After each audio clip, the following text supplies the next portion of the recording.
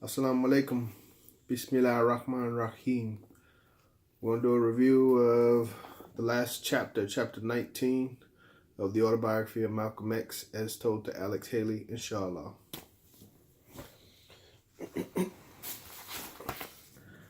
Title of chapter 19 is 1965.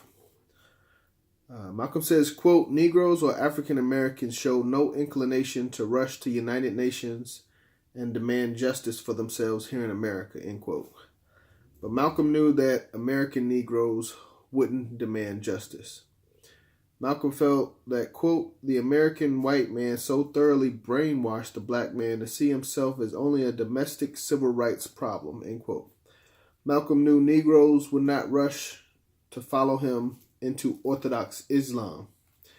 Malcolm wanted to embrace all who sat before him. He says, quote, not Muslim nor Christian, Catholic nor Protestant, Baptist nor Methodist, Democrat nor Republican, Mason nor Elk.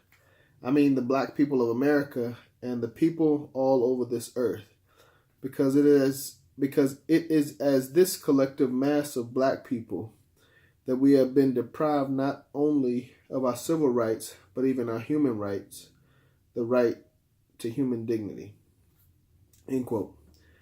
Malcolm says that Negroes were uncertain of where he stood, where Malcolm stood. Just over time, him going back and forth, now him leaving the Nation of Islam, they didn't know where he stood. He says, quote, the religion of Christianity had failed him. The black man was scared. He was cautious. He was apprehensive, end quote. Malcolm acknowledges the impact that the Hajj had on his opinions. He writes, quote, in my 39 years on this earth, the holy city of Mecca had been the first time I had ever stood before the creator of all and felt like a complete human being, end quote. Malcolm reflected on his previous 12 years with Elijah Muhammad and his complete belief in him. Malcolm writes, quote, I realized how very dangerous it is for people to hold any human being in such esteem, especially to consider anyone some sort of divinely guided and protected person. Malcolm said that he had enough of someone else's propaganda. He writes, quote, I'm for truth, no matter who tells it. I'm for justice, no matter who it is, no matter who it is for or against. I'm a human being first and foremost, and as such, I'm for whoever and whatever benefits humanity as a whole, end quote. Malcolm says the American press mostly would not convey his new direction, they were accusing him of stirring up Negroes or inciting violence. Malcolm felt that the living conditions of blacks in ghettos, he's talking about bad housing and inferior education, required no one to incite people to violence. Malcolm says, quote, Malcolm was called, quote, the angriest Negro in America, end quote.